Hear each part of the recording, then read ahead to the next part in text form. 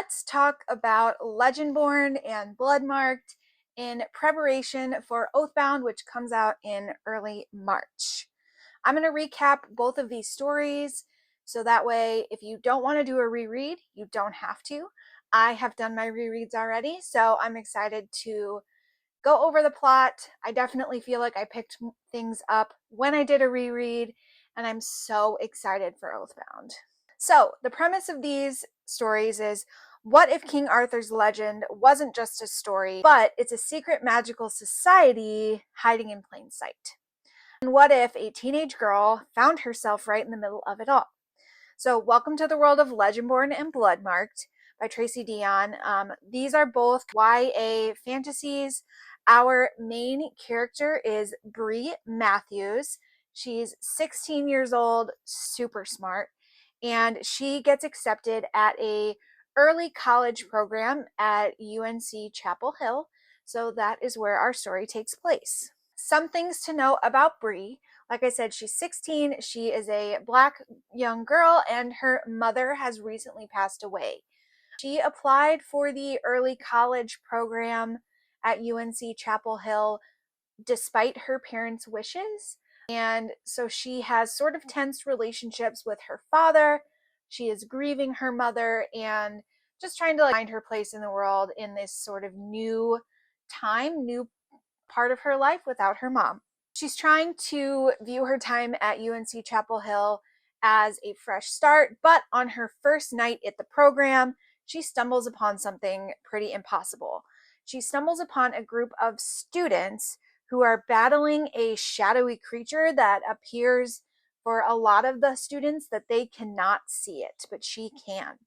This is her first encounter with the Legendborn, which is a secret society of descendants from King Arthur's knights. Bree sees this encounter and they actually come to her and try to wipe her memory, but she remembers.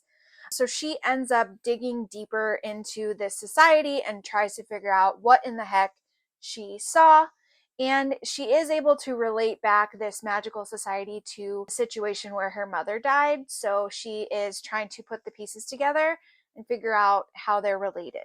So as she digs deeper, she learns that these knights inherit their ancestors' powers and are sworn to protect the world from demons called Shadowborn. But like I said, Bree starts to remember strange things about the night that her mother dies, and she ends up meeting Nick, who is a charming, reluctant Legendborn heir, and she realizes that the society's secrets may go way deeper than just magic and are related to her mother's death. It turns out that Bree has powers of her own, but they are not rooted in Arthurian magic. Her powers are rooted in something even older, which is Black ancestral magic called rootcraft.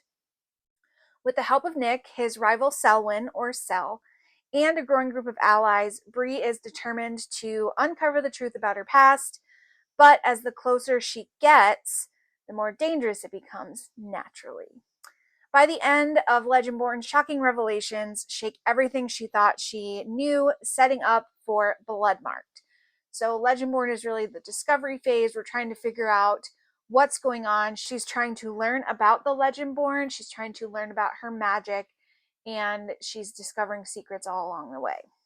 So now let's talk about Bloodmarked. Bloodmarked is about fighting for survival, where Legendborn was about uncovering secrets, if I had to sum it up. Bree has embraced her destiny as, spoiler, a scion of Arthur. So yes, the King Arthur, Bree is actually a scion. But that discovery comes with major consequences, as you can imagine. Not only is she now the target for those who fear her power, but the magical order itself is fracturing. And to make matters worse, Nick has become kidnapped.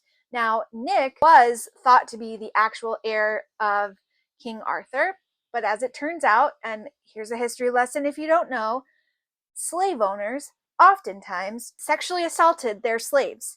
And Bree's family comes from a line where the original, or the white line of King Arthur's scions, that were slave owners, and the patriarch raped one of his slaves, who is Bree's ancestors. So the inheritance of the King Arthur scion ship went to her. and Nick, who was thought to be the scion of King Arthur. They found out that an affair took place in the past, and Nick is actually a descendant of Lancelot. With Nick gone, Bree is now on the run, accompanied by Sel and a few of her friends, but she's having trouble harnessing her magic, especially because as the scion of King Arthur, everybody has plans for her.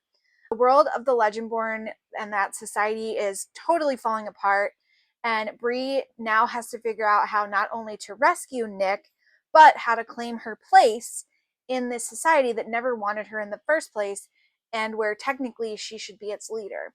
But they're racist, so there are troubles there. Bloodmark is definitely going to raise the stakes with more twists, higher risks, and even a deeper exploration of Bree's magic, her identity, and what it truly means to be a leader. By the end of Bloodmarked, I think you're going to be, like I was, totally desperate for book 3. I'm so freaking excited for Oathbound to come out because I needed it yesterday. So that's kind of a recap of those 2 stories.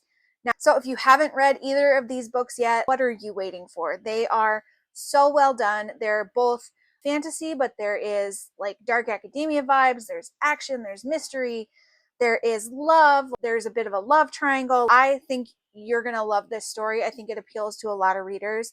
And if you want to get in on all of the hype and understand Oathbound and all of the hype that's going to come around that, read these 2 before Oathbound comes out, which I believe is on March 4th.